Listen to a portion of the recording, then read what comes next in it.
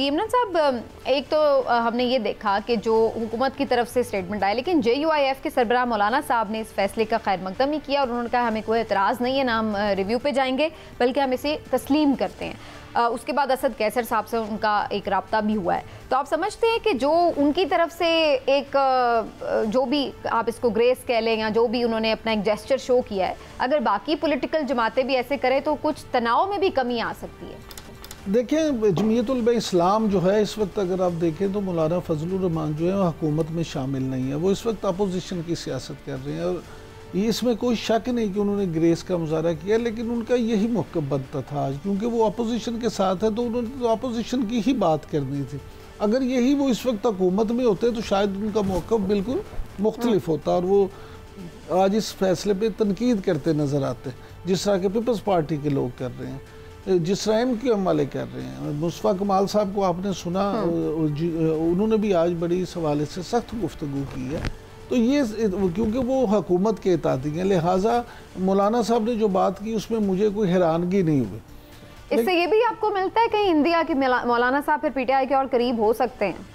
देखिए आगे चल के कुछ भी हो सकता है, लेकिन अभी मैं आपसे एक अर्ज़ करूं, जैसे मैं पहले भी बात कर रहा था कि मुझे ये नहीं लगता कि अभी फौरी तौर पे PTI को ये सीटें मिल जाएंगी। अभी PTI के लिए काफ़ी इम्तहान जो है ना बाकी है। आप एक बात को देखें कि जो बात राना सनाउल्लाह साहब का हमने यहाँ पे शॉर्ट भी चलाया कि वो कहते हैं रिव्यू का केस तो बनता है। अब अगर ये रिव्यू में जाते हैं तो रिव्यू में हुकूमत जाती है अगर, तो उसमें ये तो नहीं है कि 2 दिन में फैसला हो जाएगा, ये चीजें अभी मजीद लिंगर। लेकिन उस वक्त तक ऐसा थोड़ी है कि PTI को सीटें ही नहीं मिलेंगी। मैं कह रहा हूं ये जो 15 दिन का प्रोसेस है ये इसी तरह होगा, उसके मुताबिक उनको सीटें भी मिल जाएंगी। जब तफसीली फैसला आएगा उसके बाद हुकूमत रिव्यू पिटीशन फाइल करेगी और वो रिव्यू पिटीशन कब समाअत के लिए फिक्स होती है वो भी एक ऑप्शन होगा। और उसके अंदर बीच में गर्मियों की छुट्टियां भी आ गई हैं और फिर उसके बाद जब कभी वो दोबारा रिव्यू पिटीशन लगेगी, फिर जैसे आपने कहा कि उसके ऊपर फिर दोबारा से समाअत भी होगी। आमतौर पर रिव्यू पिटीशन में जो फैसले का कोई नक्स होता है सिर्फ उसी के ऊपर बात होती है। तो ये अगर सब कुछ होता है तो इस दौरान ये नहीं है कि वो नशिस्तें PTI के पास नहीं होंगी, उन्हें तो वो फिर भी मिल जाएंगी। आगे चल के उसके बाद क्या होती है खींचातानी, वो एक अलग कहानी है। बिल्कुल ठीक है। अब मुझे ये बताएं कि अगर कोई ऐसा मामला होता है कि वो सुप्रीम कोर्ट में जाते हैं और सुप्रीम कोर्ट उनको स्टे दे देती है कि ठीक है आप, वही तो मैं कह रही हूँ कि रिव्यू में जाने के लिए भी सुप्रीम कोर्ट में या स्टे लेने के लिए भी अभी बहुत लंबा टाइम बीच में नजर आ रहा है कि जब तफसीली फैसला आएगा उसके बाद रिव्यू पिटीशन आएगी। आगे वैसे ही चूंकि छुट्टियां भी हैं और आप ये समझ रखिए कि चूंकि ये ऑलरेडी फुल कोर्ट का फैसला था जो 13 रुकनी अवेलेबल था उस वक्त, तो इसके लिए कोई छोटा बेंच तो नहीं बनेगा। इसका मतलब है कि और फिर उतना ही बेंच जो है वो रिव्यू के लिए बड़ा बेंच बनेगा। रिव्यू के लिए तो मैं यही तो कह रही हूं वो इतना आसानी से उसकी इतनी आसानी गर्मियों में तो उसकी दस्तयाबी नहीं होने लगी ना कि सारा बेंच बैठ जाए। मैं ये कह रहा हूँ कि आसानी कुछ भी नहीं है, यही तो मैं अर्ज कर रहा हूँ आपको, यही बात समझाने की कोशिश कर रहा हूँ कि आसानी किसी के लिए नहीं है। जो मैंने सबसे पहले बात की थी अपने, मेरा सिर्फ आपकी बात पे ये तराज था जो आप ये कह रहे थे कि अभी मिलेंगी नहीं। मैं ये कह रही हूँ कि मिल जाएंगी, उसके बाद हुकूमत अपनी गेम करेगी या वो जो भी पिटिशंस में जाती है या वो सिर्फ वो एक अलग मामला है। लेकिन बज़ाहिर ऐसा लग रहा है कि ये अब नशिस्तें जो है PTI को मिल भी जाएंगी। और उसके अलावा ये भी देखना होगा कि जब इतनी बड़ी 11 जो 8 नहीं है 11 लोग हैं जो ये समझते हैं कि उनको भी नहीं मिल सकती।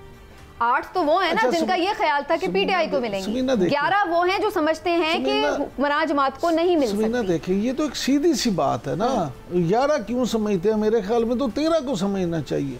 उसकी बुनियादी वजह ये है कि चले ये एक मान लिया कि ये सीटें PTI की नहीं बनती, मान लें, फर्ज कर दें, तो फिर भी मुस्लिम लीग नून या पीपल्स पार्टी की कैसे बनती हैं? वो तो बन ही नहीं सकती उनकी। तो मैं यही तो आपको कह रही हूँ कि रिव्यू में भी जाएंगे तो 17 इस वक्त टोटल जजेस की तादाद है, जिसमें से 11 जजेस ऑलरेडी कह चुके हैं कि इनको तो ये नहीं मिलने वाली। तो अब 11 से ज्यादा कितने लोग ही लेके आएंगे अपने हक पे फैसला कराने के लिए? पाकिस्तान में ना सारी चीजें फैसले के लिए नहीं होती, इम्प्लीमेंटेशन के लिए नहीं होती। बहुत सारी चीजें सिर्फ चीजों को लिंगर ऑन करने के लिए भी होती हैं कि तुसी लो या ना लो, अगले नहीं मिलना चाहिए था। ये बड़ी इससे ज्यादा मेरा ख्याल है ये इंटरेस्टिंग है देखना। अबूजर सलमान न्याजी साहब काफी कॉन्फिडेंट हैं कि उनके लोग उनके साथ होंगे। इसके ऊपर हुक्मरान जमातों के लोग और उनके हामी जो तर्जुमान हैं वो भी आके ये बताते हैं कि जी फॉरवर्ड ब्लॉक पे काम हो चुका है। आपको नजर आ रहा है कोई फॉरवर्ड ब्लॉक पीटीआई में? मैं अर्ज करूं, इस बात से मैं अबू ज़र सलमान नियाज़ी साहब की 100% मुत्तफिक हूँ कि अगर ये बात उस वक्त होती 8 फरवरी के फौरी बाद तो उस वक्त कुछ पोजीशन और थी, लेकिन अब सूरत हाल कुछ हो रहा है। और फिर ख़ास तौर पे आज के सुप्रीम कोर्ट के फैसले के बाद देखिए सियासी जो लोग होते हैं ना, उन्होंने वैसे तो पूरी दुनिया में एक कानून है कि चढ़ते सूरज की लोग पूजा करते हैं, लेकिन असल चीज़ ये है कि सियासी लोग जो हैं वो टेम्परेचर देखते हैं, वो इन चीज़ों को देखते हैं कि आगे उन्हें क्या नज़र आ रहा है।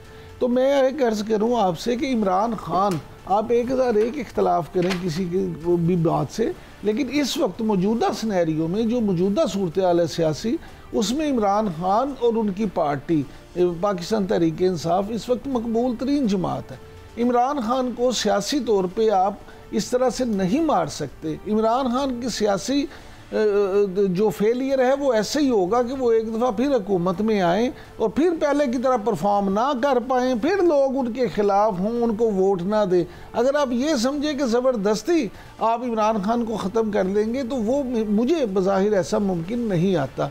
या तो फिर हुकूमत जो है वो इस तरह की एक्स्ट्रा ऑर्डिनरी परफॉर्मेंस दे दे तो, और यहाँ तो फॉरवर्ड ब्लॉक की बात है ना, फॉरवर्ड ब्लॉक फिलहाल नजर नहीं आ रहा मुझे। और लोग जो हैं पीटीआई के वो कनेक्टेड हैं अपनी पार्टी के साथ, ये इनकी खाम ख्याली है। इस वक्त देखिए को बहुत ज्यादा दबाव हो तो मैं कह नहीं सकता, लेकिन इस वक्त मुझे नहीं लगता कि कोई बड़ी तादाद में उन 41 में से लोग इस तरफ आए। ऑल राइट, अबू ज़र सलमान नियाज़ी साहब काफी कॉन्फिडेंट हैं कि उनके लोग उनके साथ होंगे। इसके ऊपर हुक्मरान जमातों के लोग और उनके हामी जो तर्जुमान हैं वो भी आके ये बताते हैं कि जी फॉरवर्ड ब्लॉक पे काम हो चुका है। आपको नजर आ रहा है कोई फॉरवर्ड ब्लॉक पीटीआई में? मैं अर्ज करूं, इस बात से मैं अबू ज़र सलमान नियाज़ी साहब की 100% मुत्तफिक हूँ कि अगर ये बात उस वक्त होती 8 फरवरी के फौरी बाद तो उस वक्त कुछ पोजीशन और थी, लेकिन अब सूरत हाल कुछ हो रहा है। और फिर ख़ास तौर पे आज के सुप्रीम कोर्ट के फैसले के बाद देखिए सियासी जो लोग होते हैं ना, उन्होंने वैसे तो पूरी दुनिया में एक कानून है कि चढ़ते सूरज की लोग पूजा करते हैं, लेकिन असल चीज़ ये है कि सियासी लोग जो हैं वो टेम्परेचर देखते हैं, वो इन चीज़ों को देखते हैं कि आगे उन्हें क्या नज़र आ रहा है। तो मैं एक अर्ज़ करूँ आपसे कि इमरान खान, आप 1001 इख्तलाफ करें किसी की भी बात से, लेकिन इस वक्त मौजूदा सिनेरियो में जो मौजूदा सूरत हाल है सियासी, उसमें इमरान खान और उनकी पार्टी पाकिस्तान तहरीक इंसाफ इस वक्त मकबूल तरीन जमात है। इमरान खान को सियासी तौर पे आप इस तरह से नहीं मार सकते। इमरान खान की सियासी जो फेलियर है वो ऐसे ही होगा कि वो एक दफ़ा फिर हुकूमत में आए और फिर पहले की तरह परफॉर्म ना कर पाएँ, फिर लोग उनके खिलाफ हों, उनको वोट ना दें। अगर आप ये समझे कि ज़बरदस्ती आप इमरान खान को ख़त्म कर लेंगे तो वो मुझे बज़ाहिर ऐसा मुमकिन नहीं आता। या तो फिर हुकूमत जो है वो इस तरह की एक्स्ट्रा ऑर्डिनरी परफॉर्मेंस दे दे तो, और यहाँ तो फॉरवर्ड ब्लॉक की बात है ना, फॉरवर्ड ब्लॉक फिलहाल नजर नहीं आ रहा मुझे। और लोग जो हैं पीटीआई के वो कनेक्टेड हैं अपनी पार्टी के साथ, ये इनकी खाम ख्याली है। इस वक्त देखिए को बहुत ज्यादा दबाव हो तो मैं कह नहीं सकता, लेकिन इस वक्त मुझे नहीं लगता कि कोई बड़ी तादाद में उन 41 में से लोग इस तरफ आए। All right.